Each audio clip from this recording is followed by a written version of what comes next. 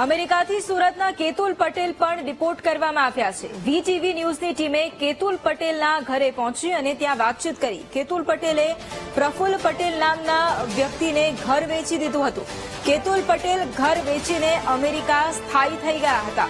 કેતુલ પટેલનું ઘર ખરીદનાર પ્રફુલ્લ પટેલ સાથે વીટીવી ન્યૂઝે ખાસ વાતચીત કરી છે। પ્રફુલ્લ પટેલે કહ્યું, કેતુલના પરિવારે પરત આવવું પડ્યું તેનું દુઃખ છે। મકાન વેચ્યા બાદ કેતુલ પટેલના સંપર્કમાં ન હોવાનો તેમનો દાવો છે। કેતુલ પટેલનો પરિવાર અમેરિકા ગેરકાયદે ગયો હતો।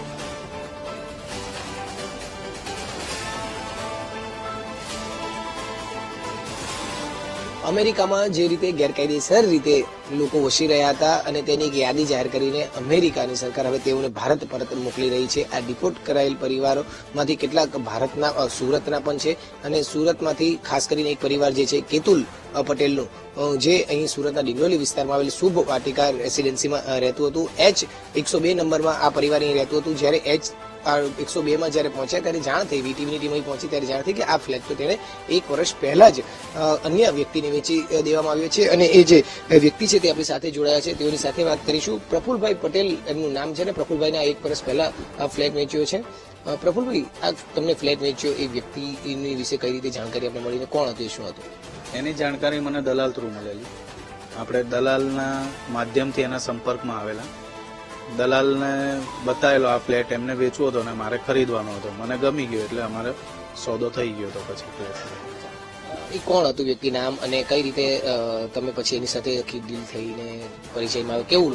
કેતુલભાઈ નામ હતા। સ્વભાવના બહુ સરળ વ્યક્તિ હતા, સારા વ્યક્તિ હતા અને પરિવારમાં નાનો પરિવાર હતો એમનો। 2 છોકરાઓ, બાળક, બાળકી અને હસબેન્ડ વાઇફ એમ કરીને 4 સભ્યોનો પરિવાર જ હતો એમનો। બહુ સરળ સ્વભાવના હતા, સારા સ્વભાવના હતા અને પહેલી જ બેઠકમાં અમારી ડીલ બી થઈ ગઈ હતી।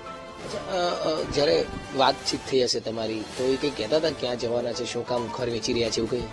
વિદેશ જવાની વાત કરતા હતા પણ ક્યાં જવાના હતા એ કઈ કીધું નતું અને આપણે કઈ એટલું બધું એમાં ડીપમાં ઉતરીને પૂછવાની કોઈ જરૂર મને લાગતી નથી પૂછવાની। વાતચીતમાં જયારે વાતચીત થઈ હોય ત્યારે એમના સ્વભાવ પ્રમાણે અને જયારે બહાર જવાનું તો કેવું લાગતું હતું આમ તમને વ્યક્તિ? હું 12 મહિનાથી એમના કોઈ સંપર્કમાં જ નતો। જયારે એ ઘર ખાલી કરીને જાય, અમે શિફ્ટ થયા લાસ્ટ ફેબ્રુઆરીમાં, પછી અમારે કોઈ કોન્ટેક્ટ જ નતો એમની જોડે, ના અમે સંપર્કમાં આવ્યા, ના કોઈ ફોન ઉપર વાત થઈ છે અમારી, બિલકુલ કોઈ કોન્ટેક્ટમાં જ નતા અમે। તમે જયારે ઘર ખરીદ્યું ને કેટલો સમય થયો અને ત્યાર પછી લોકો ત્યાં સીધા વયા ગયા છે એવું લાગે છે? લાસ્ટ ફેબ્રુઆરીમાં, એટલે વર્ષ થઈ ગયું, સમજો ને, 1 વર્ષ થઈ ગયું મારે। તમારું જયારે પેમેન્ટ ઘરનું ક્લિયર થઈ ગયું છે પછી તમે કદાચ સીધા વિદેશ જ ગયા હશે? એ ખ્યાલ નથી હવે એમને। હું હવે એપ્રોક્સ એટલે હું એમાં કહી ના શકું કારણ કે આપણને એ ખ્યાલ નતો, કારણ કે કોઈ કોન્ટેક્ટમાં નતા આપણા। ખાલી કરીને ક્યાં ગયા એ બી મને ખબર નથી એમ। એ આમ મૂળ પટેલ જ હતા, તમે પણ પટેલ છો, એટલે આમ કોઈ સમાજના કે પછી તમારી આસપાસના ગામના કે કઈ વિસ્તારના હતા એવું કઈ? અમારે કોઈ સમાજ એને લાગે વળગે નહીં અમારે, પણ એમનું ગામ બી અલગ હતું, મારું બી અલગ હતું। અમે બી મહેસાણાના છીએ પણ અમે સિદ્ધપુર તાલુકો પડે અને એમને ગામનું તો મને ખ્યાલ નહીં, પણ મહેસાણાના હતા એટલું ખબર છે મને। જે રીતે ગેરકાયદેસર પછી ખબર પડી છે કે રહી રહ્યા છે, સ્વભાવ પણ એમનો સારો હતો, હવે જયારે પરત આવવાના છો તો આમ કેવું આમ ફિલિંગ કરી રહ્યા છો, આમ શું લાગે તમને?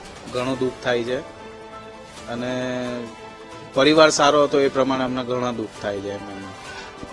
કેટલા હતા પરિવારમાં સભ્યો, એના શું શું ખબર પડી હતી?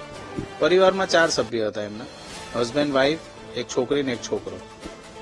બિલકુલ, એટલે જે રીતે સુરતમાં જે અમેરિકામાં રહેતું જે પરિવાર જે સુરતમાં રહેતું હતું શુભ વાટિકામાં, તે હવે અહીં પરત આવી રહ્યું છે, ગેરકાયદેસર રહેતા હોવાનું હાલ સામે આવ્યું છે। એ ઘરે જયારે પહોંચ્યા ત્યારે ખબર પડી કે ઘર તો તેમણે 1 વર્ષ પહેલા જ એટલે કે 12 મહિના પહેલા અંદાજે વેચી નાખ્યું હતું અને આ ઘરમાં ખાસ કરીને જે કેતુલ બાબુભાઈ પટેલ રહેતા હતા અને તેમની પત્ની કિરણ પટેલ, તેમનો પુત્ર મંત્ર પટેલ અને તેની એક દીકરી એનીબેન પટેલ, આ તમામ પરિવાર અહીં રહેતું હતું અને હાલ આ ઘર વેચીને તેઓ વિદેશ એટલે કે અમેરિકા સ્થાયી થવા માટે ગયા હતા, પરંતુ ગેરકાયદેસર રીતે રહેતા હોવાનું સામે આવતા આ પરિવારને હવે સુરત લવાઈ રહ્યું છે। કેમેરામેન સરજુ પારેખ સાથે ધ્રુવ સંપુરા, વીટીવી ન્યૂઝ, સુરત।